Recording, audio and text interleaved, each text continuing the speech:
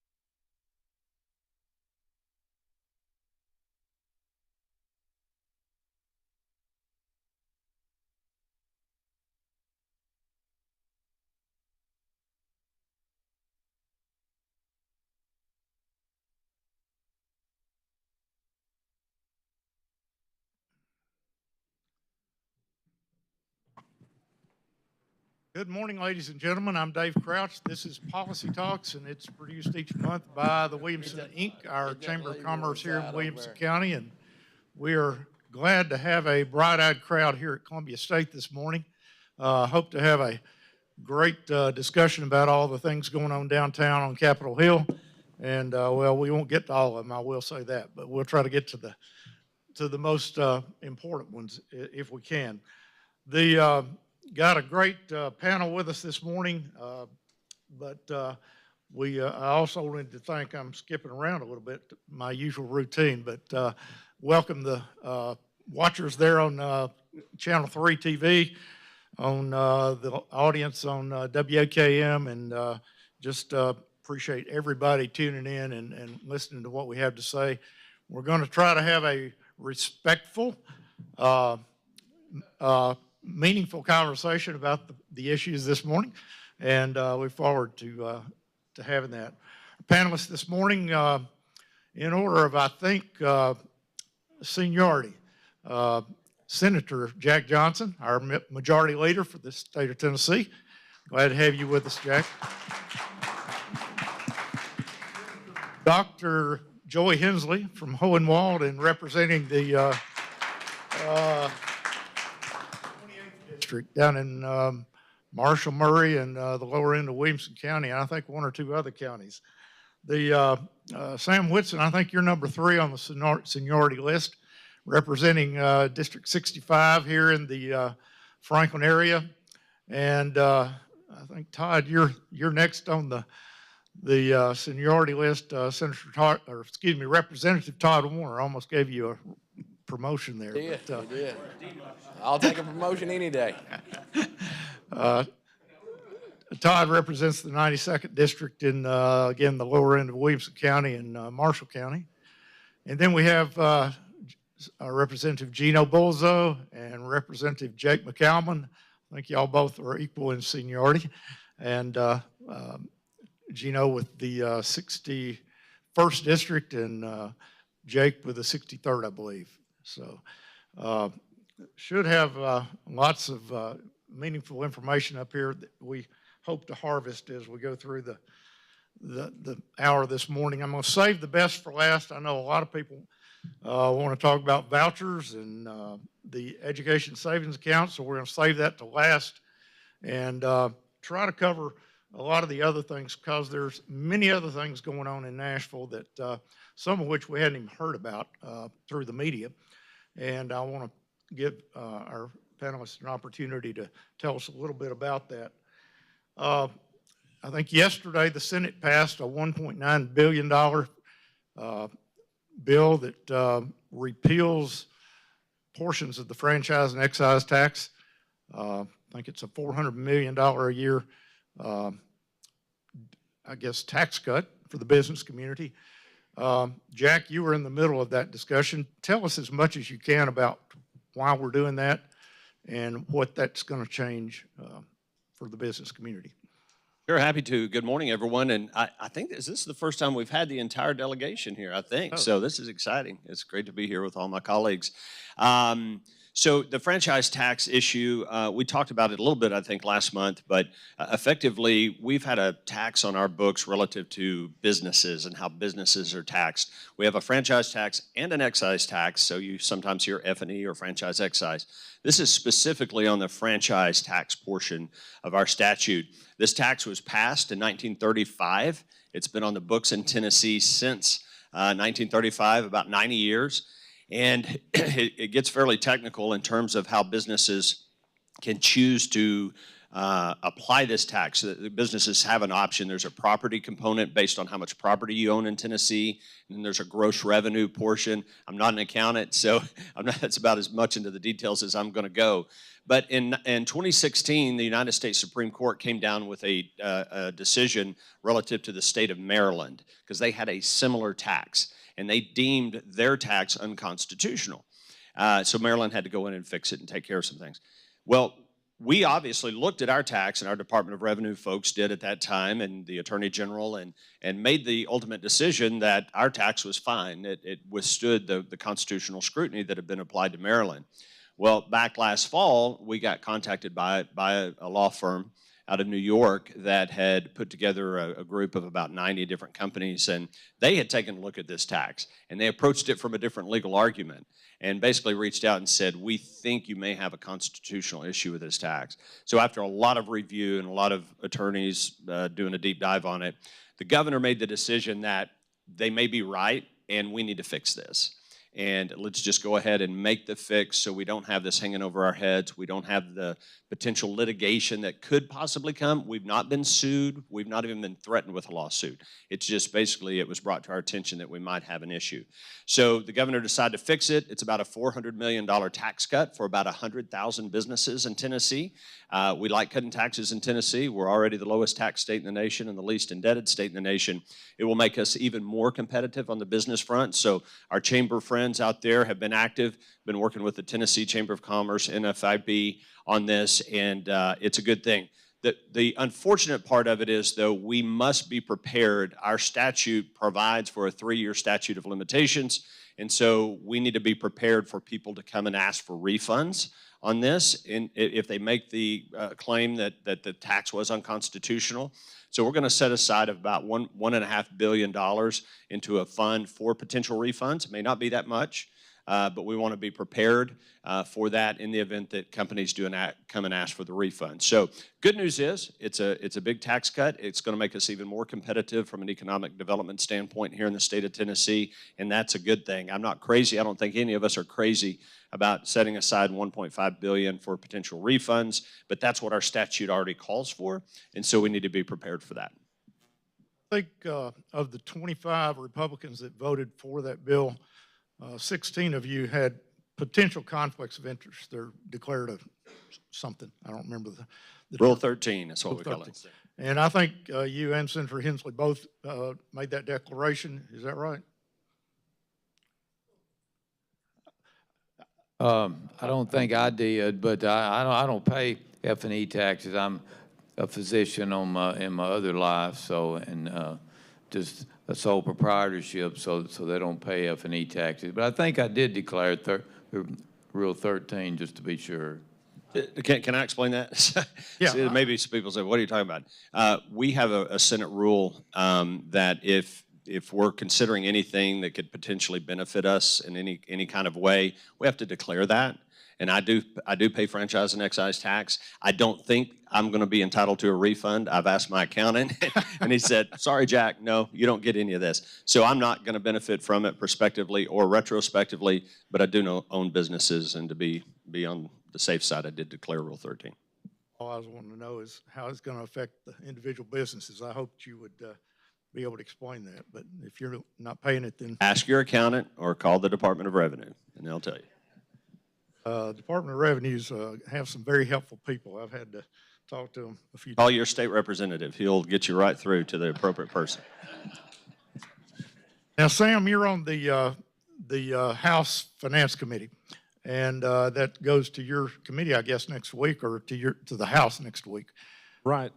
Is this working? Yeah. You know, Senator Jack Johnson, he explains it so well. And again, I agree with what Jack said about this, the potential liability to the state. Some have estimated if it gets into the trial courts, it could cost the state up to $4 billion if we don't take action now.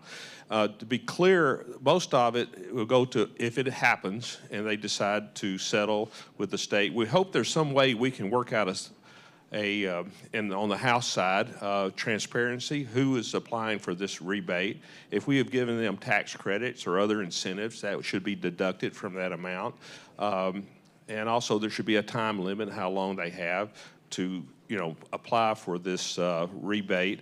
But the vast majority, now not dollar-wise, but the vast majority of this are small businesses, okay? There's a few large businesses, but I think if we do transparency, we get ahead of this issue, we could actually save the state a lot of money that would actually go to trial attorneys and court costs and such like that. So that's what we're looking at. The House will come out with their version here pretty soon, and so we'll see where it goes. Good information. I'm going to have to declare a Rule 13 on this next subject because I do have a personal interest here, but I am aggravated about potholes. Sam Whitson. Everybody go to Sam Whitson on potholes.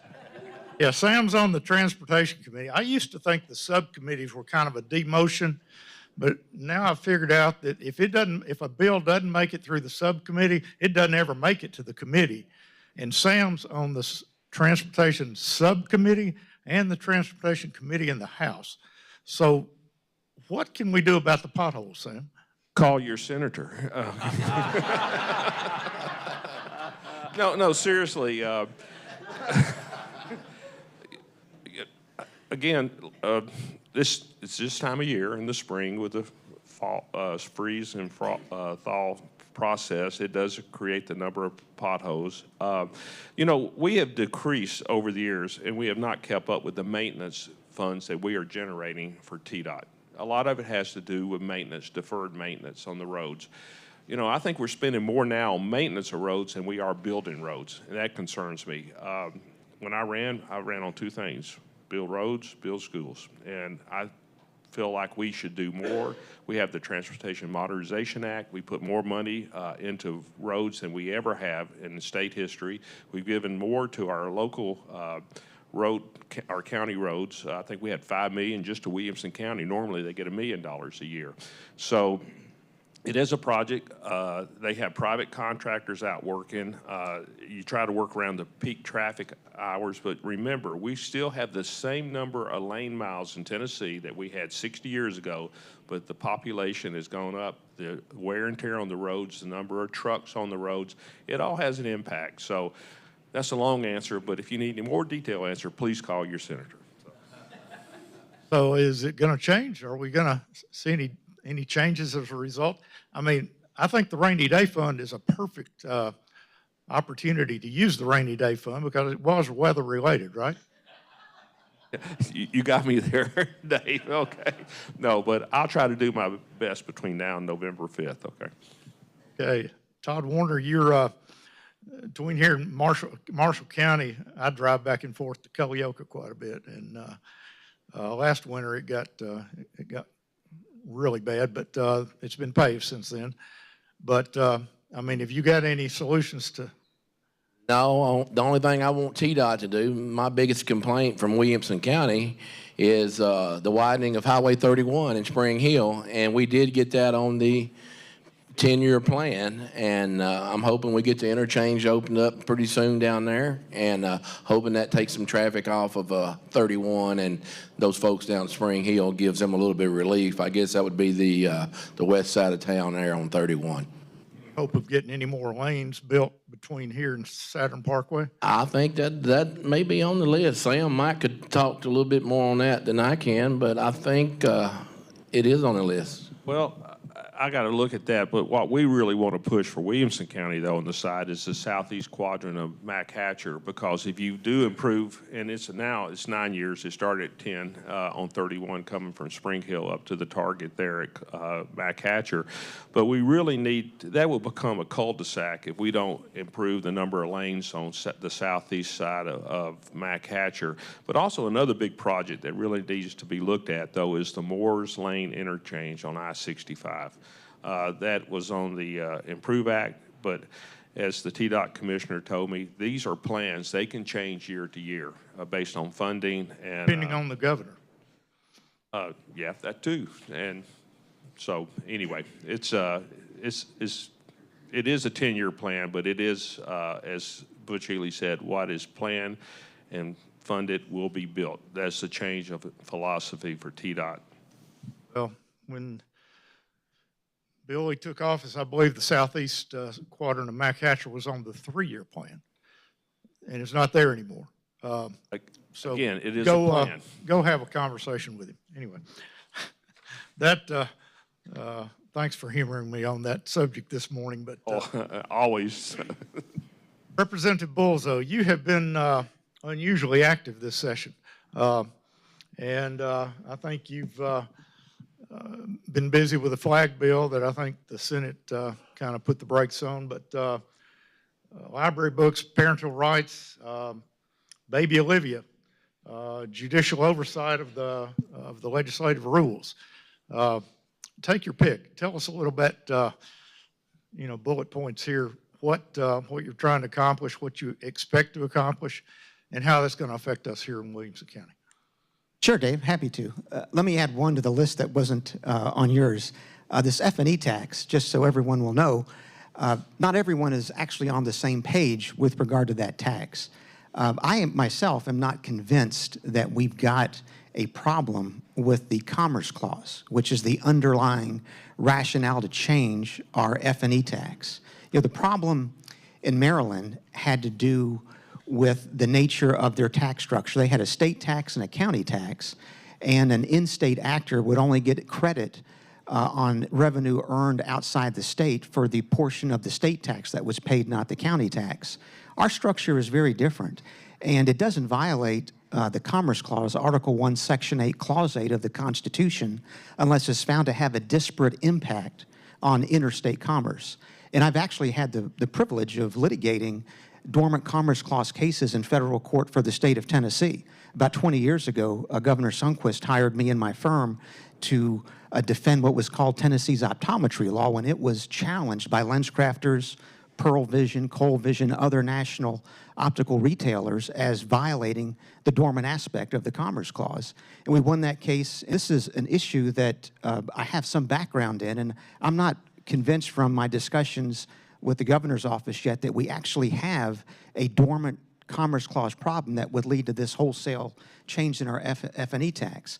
With regard to the second issue, Dave, the flag bill, I mean, it's not in any way dead. I mean, it's actually passed on the House floor. It's passed the State Education Committee, and it's simply waiting to be calendared for a vote on the Senate floor. So we expect it to pass, and it really needs to pass because it is part of the parental rights movement that we have in the General Assembly. Because I think all of us can agree that, you know, parents send their kids to school to learn, not to be indoctrinated with regard to a particular belief or set of values. And that was the genesis of that bill, and it received widespread support in the House. I think it's going to receive widespread support on the Senate floor.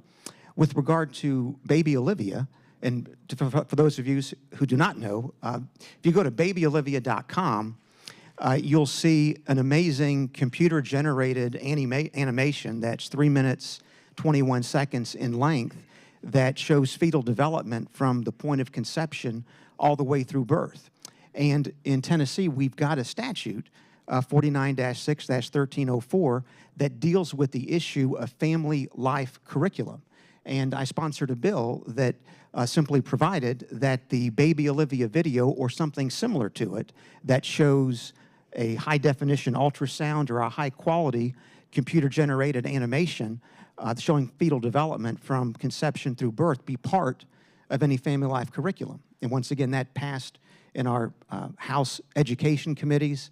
It passed on the Senate floor overwhelmingly, and it passed on Wednesday in the Senate Education Committee. So it will likely be on the Senate floor next week. And I think that's going to be to the benefit of all public school students across the state because it's 100% scientific and it's just a beautiful illustration of how life begins and certainly should form part of any family life curriculum. A third thing I think you mentioned, Dave, had to do with this issue regarding the subject matter jurisdiction of circuit, chancery, and inferior courts. Right.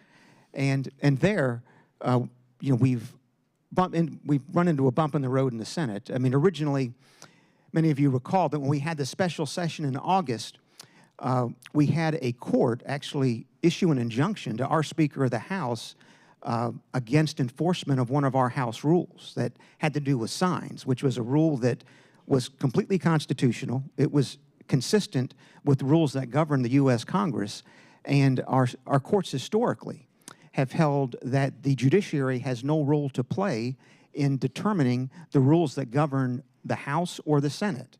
And courts have ruled that way because when you look at Article 1, Section 12 of our Constitution, Article 2, Section 12, it states specifically that each House shall determine its own rules. And in the Mayhew versus Wilder case, Judge Cantrell and the Middle Section Court of Appeals stated explicitly that issues that have to do with political questions are not the province of the judiciary. So I wrote a bill that simply said that under the powers that are given to the General Assembly under Article 6 of the Constitution, no circuit, chancery, or inferior court has jurisdiction to become involved in determination of questions challenging our rules. That bill passed the House. It got to the Senate Judiciary Committee and actually ended, I believe it was in a tie vote, it might have been 8-8, which under the Senate rules means it just kind of stays right there in the committee. It hasn't advanced out yet. And that's the summary of those three bills, Dave. Let some of the other gentlemen weigh in. Now, Senator Hensley, I was in a meeting where you took a pretty interesting, I thought, position on the flag bill and why that was something you all felt was necessary. Could you weigh in on that a little bit? Sure, and I'm sponsoring the flag bill in the Senate, so, and it has passed through the committee and is waiting to go to the floor. I'm sponsoring several bills Gino has, so some of the other bills dealing with parental rights and with appropriate books in libraries, but the flag bill, we discussed it in the committee. I completely agree. We send our children to school to learn to read, write, and do math, not to be indoctrinated by anybody's philosophy. So these pride flags on the teacher's desk and all, indoctrinating children in first grade, second grade, third grade, where they come home, ask their parents what that means. That's just not appropriate for the public schools. So we're trying to just, and this bill has several flags. People, our teachers can display in the schools, but just can't be indoctrinating students. So we are waiting for the bill to go to the floor. You're also a medical doctor. Yes. You probably know a little bit more about the baby Olivia subject than most of us. Could you weigh in on that? Well, this is a ultrasound video of showing a developing fetus in the womb, and we did pass that in the Education Committee this week. I'm not the sponsor of it; Senator Bowling is, and so that bill has passed the Senate Education Committee. We ended the Education Committee this week, actually, and our session is starting to wind down. Some of the committees are ending, but this is just a 3-minute video that we're just asking schools to show in their family life curriculum and in their family life studies in school, just showing the developing human fetus. Three-minute video is very, very impressive, and I think it just shows how life develops. So I think it's very appropriate for our schools to show the video. You're also in the Education Committee in the Senate, and I think you passed, or not sure whether the House or the Senate passed the 4th grade reading retention changes this week. Yes. Tell us a little bit more about that, if you will. Well, that's very important because 2 years ago we passed a 3rd grade retention law, we called it, because only about a third of our 3rd grade students are reading on grade level in the 3rd grade. So we passed some legislation setting up some steps for students to go through if they're not making adequate growth on their TCAP at the end of the 3rd grade. They could be held back in the 3rd grade. But we did set up some things that would help the students tutoring during the 3rd grade and summer school and after school help with their reading. So hopefully get those students reading on grade level. So we focused all that on the 3rd grade, which happened last year, and now this year we're finding a lot of those students have progressed from the 3rd grade. They've had the summer school, that they've had tutoring during the 3rd grade, but now when they got to the 4th grade, the law said that if they didn't make adequate progress on the TCAP at the end of the 4th grade, they could be held back in the 4th grade. So we didn't put any help with them in the 4th grade, tutoring or the summer school. So it was just a strict, if they didn't make adequate progress on that end of course TCAP in the fourth grade, they would be helped back in the fourth grade. So this year we're seeing a lot of parents are concerned, teachers are concerned that the Department of Education is saying as many as 5,000 to 6,000 students across the state could be held back in the fourth grade. So we saw that as an issue, and we didn't have any way that, because it was a hard, fast law, if they didn't make adequate progress on that TCAP, they would be held back in the fourth grade. We did set up adequate progress for each student, was a individual thing, trying to measure how much progress that student needed to make between the fourth grade and the 10th grade for them to be reading on grade level.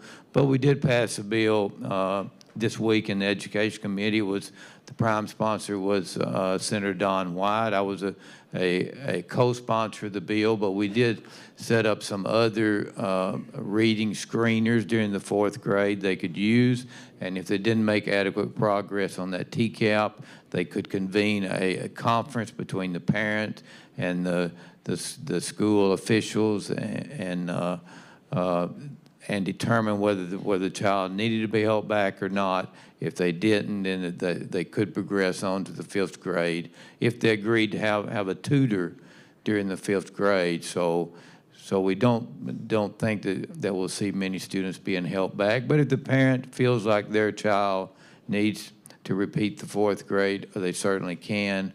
But we're trying to make it so that it's just not a hard, fast one test if they don't make adequate progress. With the conference between the parents and the school officials, the superintendent or principal, and I see the superintendent here today, so hopefully that's going to help with that fourth grade issue. And it passed the Senate Education Committee this week, should be on the floor, I would think, next week, and I would think would pass the House. I don't think it has yet, but Does Kurt Hastings have it? I think so, yes. Yeah, it did move out of subcommittee this week in the House. So we are trying to help, but we're just trying to put things in place to help with that third grade reading, and we're looking at starting even earlier, K through 2, and putting some of these summer schools tutoring in those grades so the students aren't behind when they get to the third grade. But education's so important. That's one of the biggest things that we do at the state level. It's the biggest cost to the state, that a topic, K through 12 and higher education, is what the state spends the most money on. But we just want to have a educated workforce and help our students being prepared to move on. So hopefully that law will help with some of the angst for that fourth grade. Representative Warner, you're on the Education Committee, I think 2 or 3 of the education subcommittees in the House, and you say that's moving through the House. What's your progress report there on that? Yes, sir, Dave. It passed out of the subcommittee. Should be in the Education Administration full committee, and I don't see no reason that it wouldn't keep moving forward in the House. It's not our intent never to hold a child back, but at the same time, when we're sending children on that can't read and write, we're doing nobody a favor. So when you talk about the third grade a little bit, I think I've seen the statistics where in Tennessee last year that there was only maybe 89 students across the state, if I'm correct on this, that were actually held back. That third grade retention bill, there's 9 different factors that can come into play to move that child on. So it's never our intention to try to do something to, we want the best for our children. I can promise you that, and we want to make sure they're on grade level. I hate to move through these subjects so fast, but I know the one you want to get to, so. Well, that, and I'm wanting to leave some time for questions today. Maybe caught a little flack about that last month, so we're going to make sure we get through the discussion up here so we can hear from our audience and see how they feel. Jake McCallum, Representative, you've kind of escaped the spotlight here that I've seen here lately. Just happy to be here, Dave. What are you working? What are you working on? Sure, and seriously, I am happy to be here, and it's always great to be at Policy Talks. I love it. I think it's great for the community. This year, I've kind of turned my focus a little bit towards crimes against kids and then child and human trafficking. Was proud to work with the Tennessee Faith and Freedom Coalition to get a bill passed that extends the statute of limitations for victims of child and human trafficking. Currently, it's 15 years past their 18th birthday. We said civilly they should be able to go back. 15 years is not nearly enough, so we're doubling that to 30 years past their 18th birthday to go back and claim whatever restitution they can get from these horrible monsters that committed these atrocities towards them. Passed another resolution as well. It's moved through. It's passed in the House. It passed on the Senate unanimously on both houses, urging the state of Tennessee to work with surrounding states and AGs to kind of create a coalition to track this happening. We know it's not just happening in Tennessee, and many of the kids and women that are being trafficked, they're crossing state lines all across the Southeast. So the goal is to create a Southeastern coalition, a new SEC, to track this this data and hopefully put an end to it.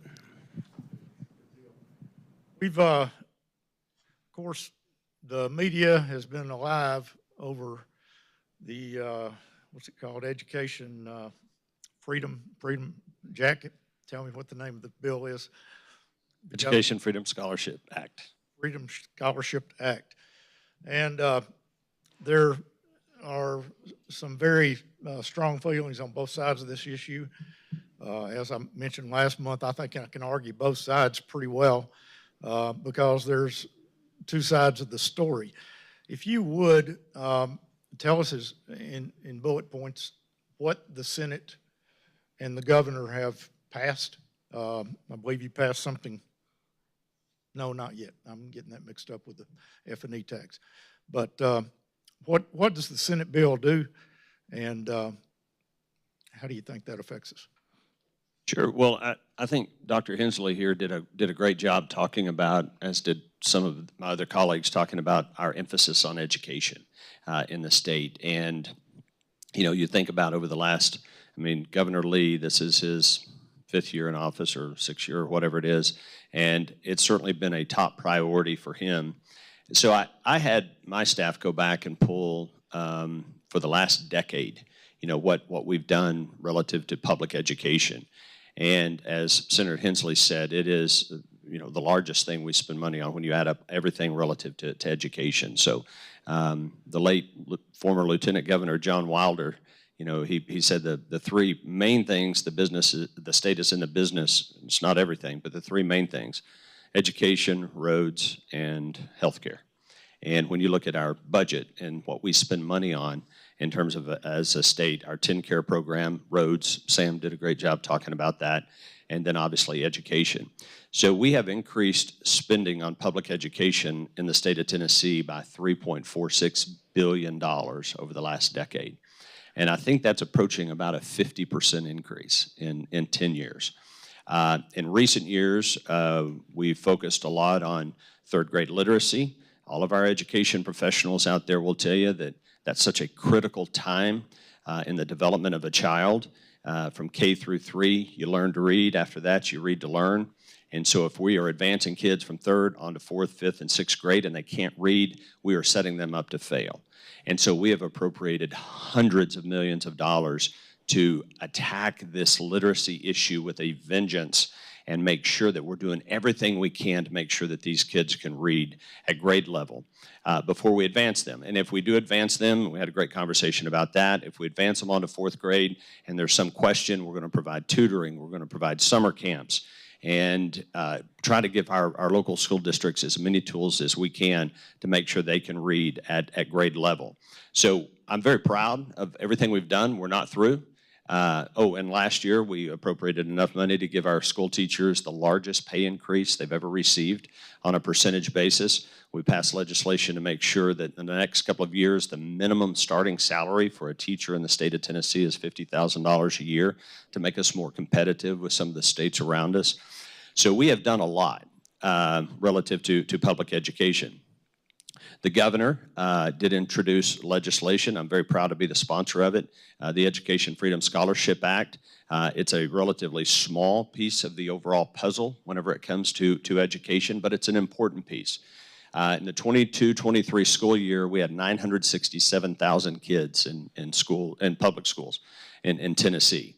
The governor's proposing 20,000 scholarships to help kids who are zoned for a school that is not meeting their needs to be able to get that child into an alternative learning environment, be it a private school, be it a homeschool environment. That's 2%.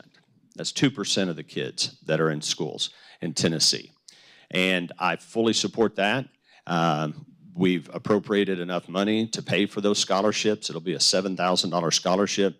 That's the amount of money on average that the state appropriates to educate a child. If you average all of the districts across the state, we spend a lot more than that. The remainder of that money comes from local governments.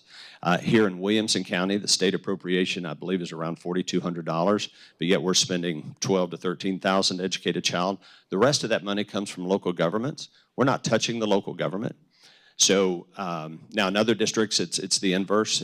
We might be appropriating a little bit more than the $7,000, but if you average it across the state, it's $7,000. So it's really relatively simple. 20,000 scholarships, 10,000 in the first year would be needs-based, up to 300% of federal poverty. The other would be unlimited, unrestricted, and that would be recurring. So that 20,000 scholarships would carry over. Obviously, if a child receives a scholarship, they're entitled to keep that scholarship. They get first priority moving forward. But I started the answer to that question talking about everything that we have done for public education in the last 10 years. And it is a lot, and we're not going to stop. We believe in public education. You can believe in public education, but also believe in school choice at the same time. And that's my position. And again, happy to have a lot of conversation about it. I don't think the utilization of these scholarships in Williamson County or Franklin Special is going to be significant at all. I think it'll be negligible.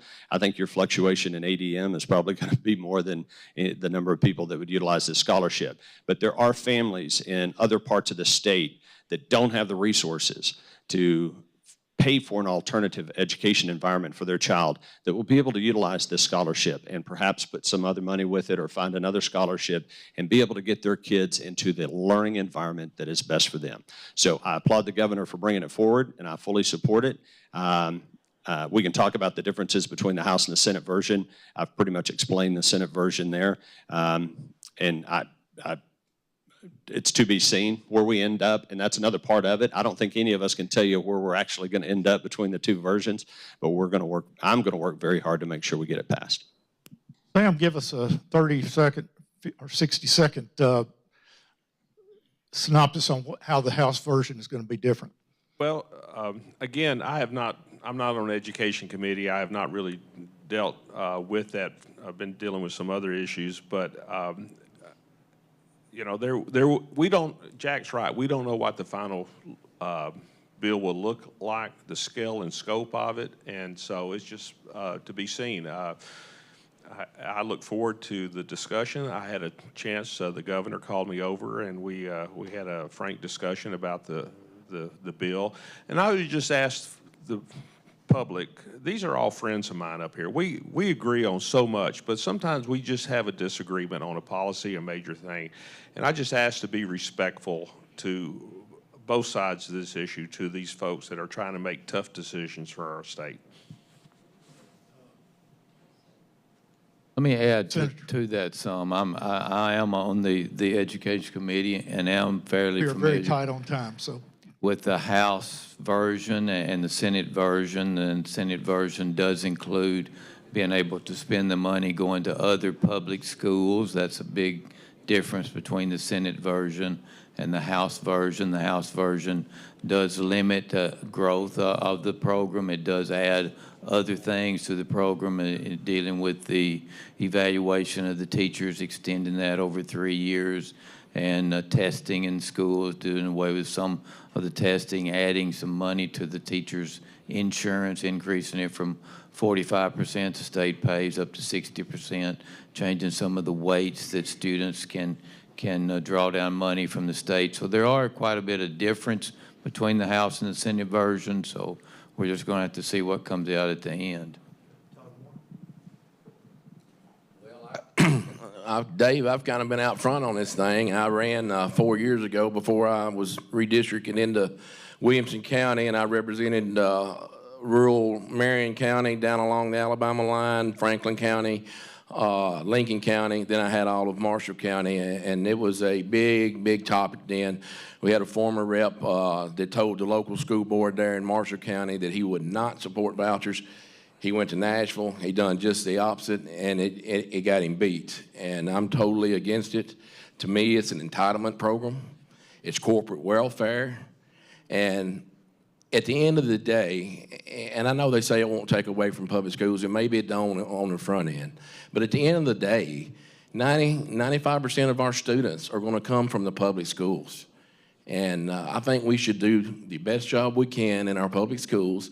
One problem I have, and I don't want to beat nobody up, you know, it's been through 2 of my committees. I've asked the education commissioner several questions that she couldn't answer. It troubles me that we go outside the state to hire an education commissioner when we have plenty of people in this great state that could do the job, that share the values of the majority of Tennesseans. We got a man sitting right there. 1 or 2 here in our audience. That could do this job. And I struggle with that a little bit. But I was out front when I ran that I was against the voucher program.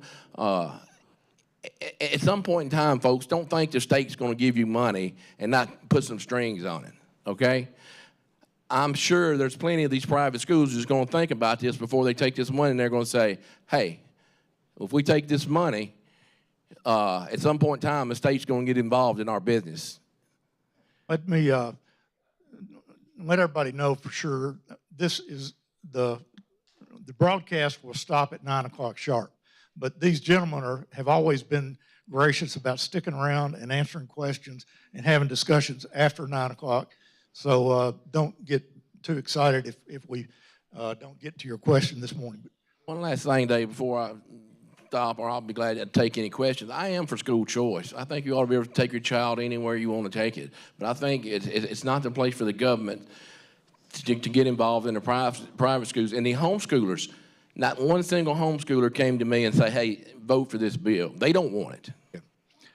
Our county school board and our Franklin Special School Board both have voted a resolution against this bill. And I like to say I can argue both sides of it. Jason Golden, but the best argument I've heard for the bill, or against argument, I guess it is Williamson County gets about $4,000, $4,500 per student from the state of Tennessee. And it costs us about $10,000 or $11,000 a year to educate each of our kids, right? That's about right. So every student that leaves the county or special district and goes somewhere else saves us $6,000. It sounds like to me, $6,000 or $7,000. Does that math not work? On a per student basis, it might not necessarily work, because if one particular student leaves a class, we still need the teacher, we still need the support. So on an individual basis, it might not. On the aggregate, it's difficult to say. We really don't know how this might impact Williamson County schools. And I will tell you, our board is split on the issue, just like our legislative delegation is split.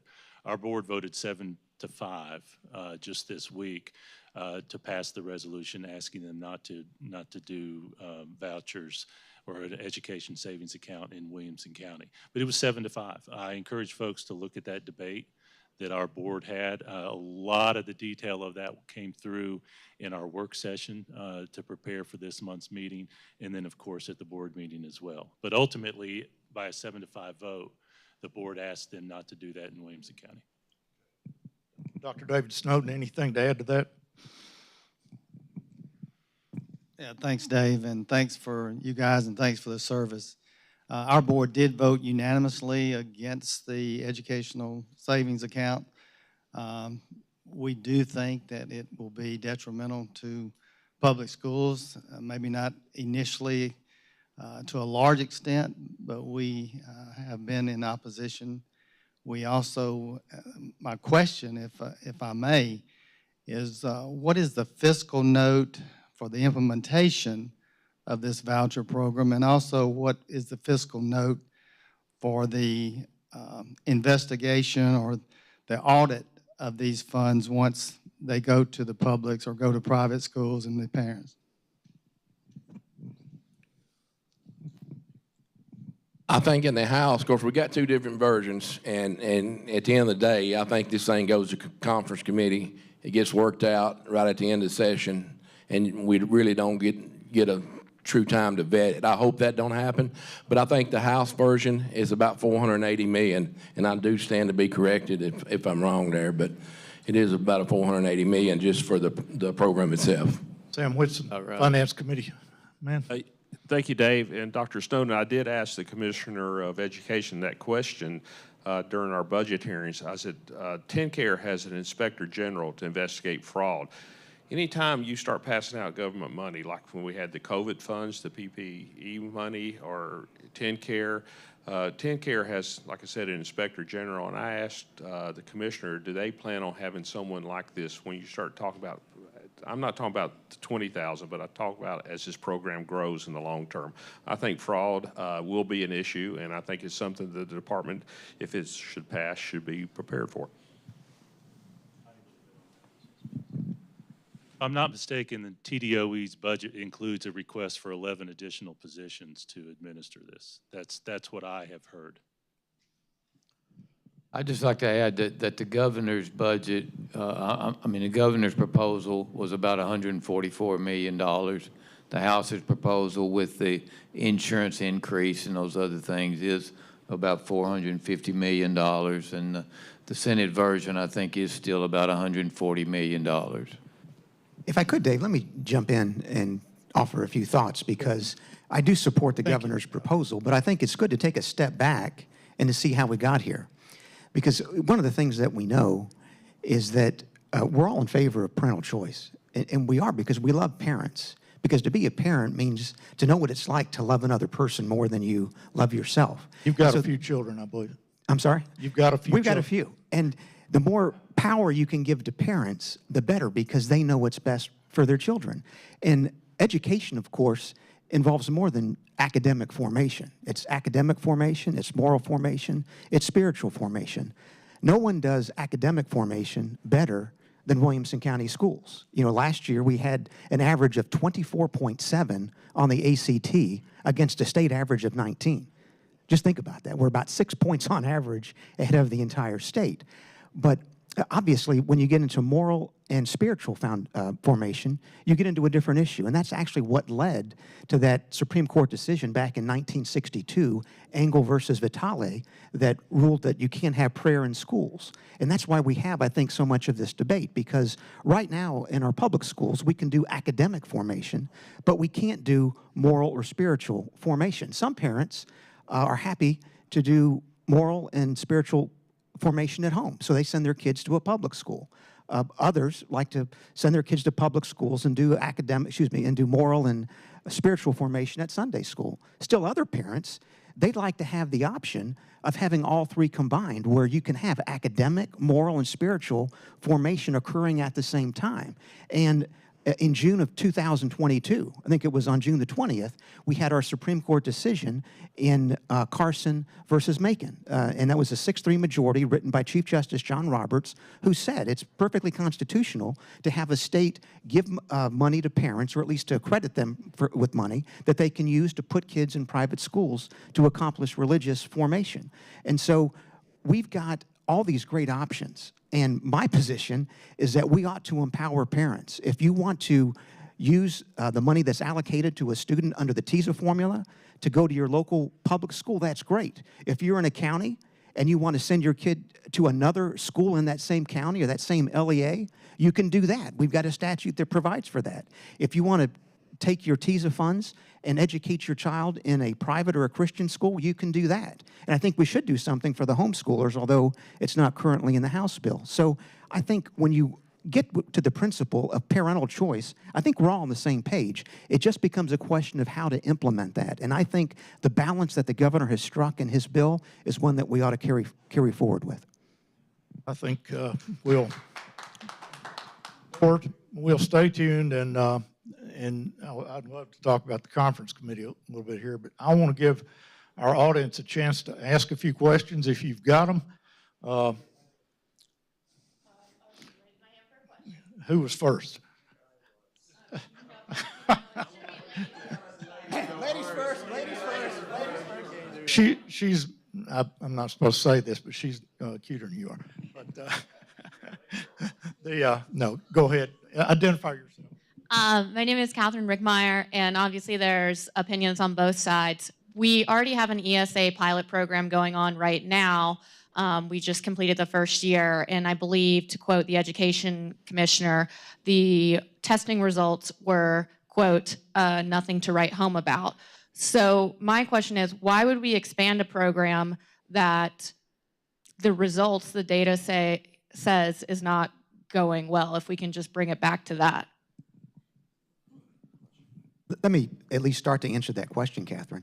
I think that's the wrong data point to look at, because kids are coming from an environment where they were being taught in a way that helped them perform well on a TCAT, and the schools that they've gone to have a different academic structure completely. The key stat, when you look at the ESA program, is that 95% of the parents in that program by survey are satisfied or beyond satisfied with it. So it shows that parents are happy having a structure where the money follows the child and the parent gets to decide what school the child goes to, which is a paradigm that we've had for the last 20 years in Tennessee in higher education, called the Hope Scholarship, where our qualifying high school graduates can take Hope Scholarship dollars and go to a public college or university in Tennessee or to a private one.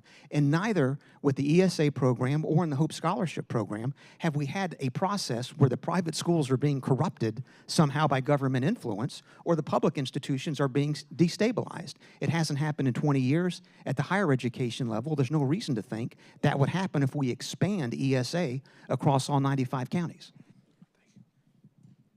Hi, my name is Jared Sullivan. I went to Williamson County Schools almost all the way through. I was student body president at Franklin High School in 2009.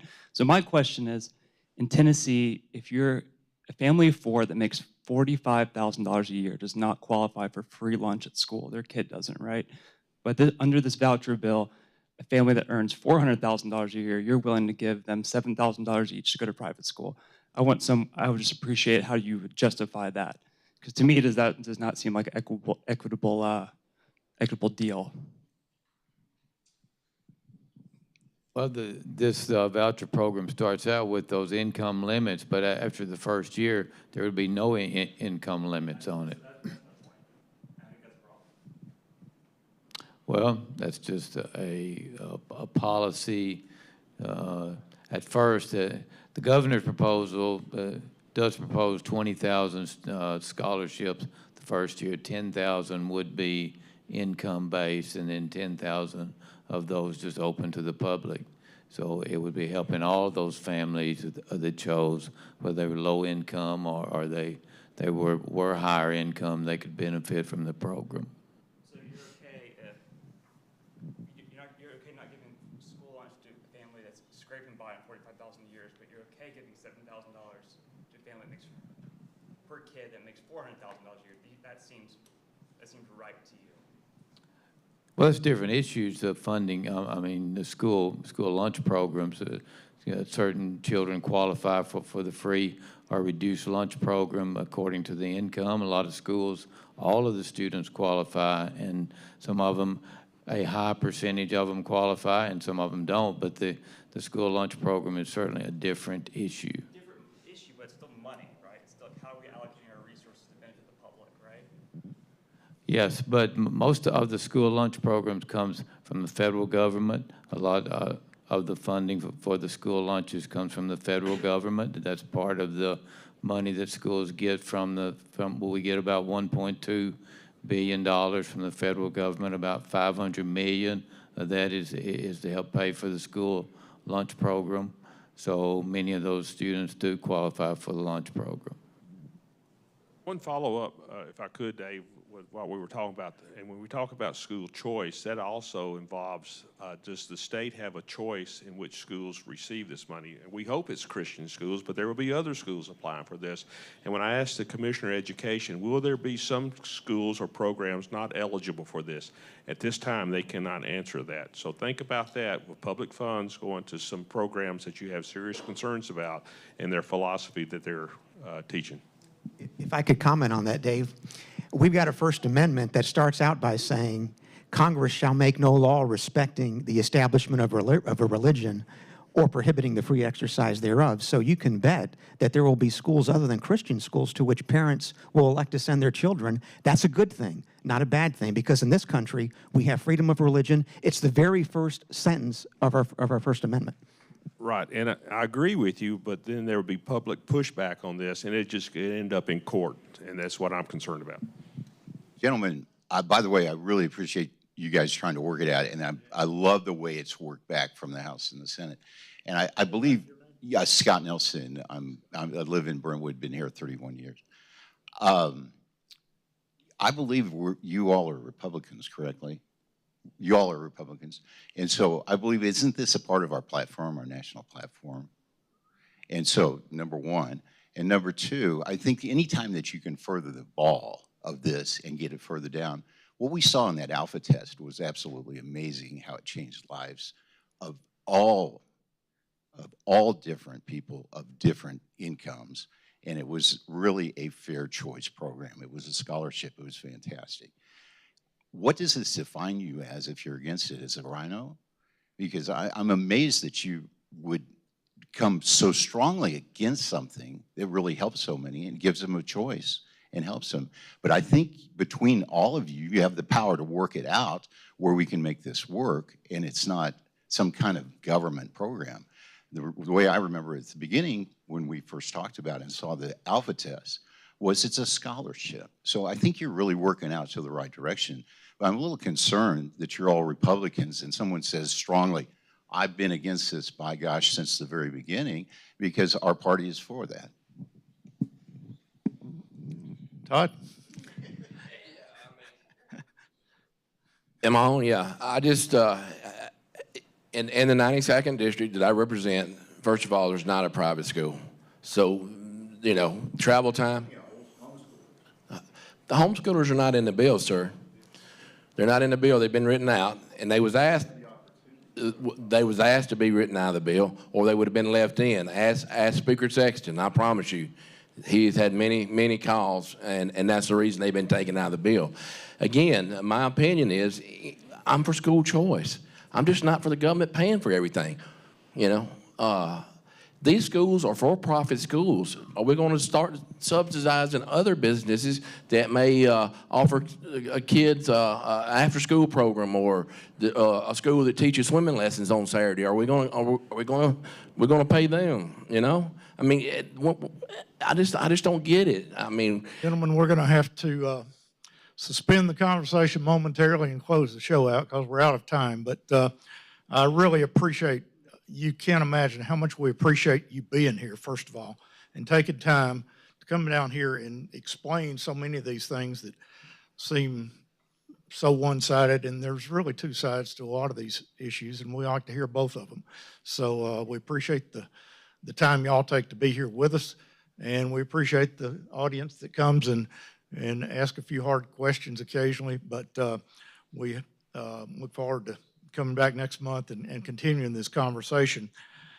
Just want to thank everyone again for being here. It's it wouldn't be any good if we, of course, didn't have an audience, and we appreciate you participating. Just can't thank Dr. Lampley and the Columbia State staff enough for making this facility available. It's beautiful. Got a new building down here that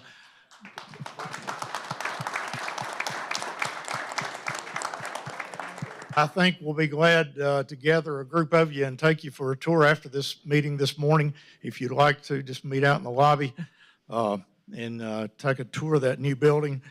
But thank you, Dr. Lampley, for all y'all do, Mary Beth, Bob, wherever you are, Bob, and Creed Henderson and his staff at WCTV. If you've watched the videos, they make us look professional. Sometimes that's hard, but we make it difficult for them, but we appreciate that. Tom Lawrence and WAKM getting us on the air with WAKM. Thank you, Tom. And Williamson Herald's a great partner. Sarah White writes some great articles. We've got her replacement here this morning somewhere. And I appreciate all the work they do. There he is. And I've already forgotten your name again. It takes me about, John. Thank you, John. But we appreciate the partnership we have with the Herald to get the word out about these and do a wrap. We'd be remiss if we didn't thank the local McDonald's franchisee, the Lions Leadership Group. McDonald's coffee every morning, every time we meet here at 7:30, and that takes a lot of work on Terry's part, and we appreciate all she does. Financial support coming from Vanderbilt University through Lynn Maddox and Christine Bradley. We appreciate that. And AT&T, does Dennis Wagner have a replacement yet?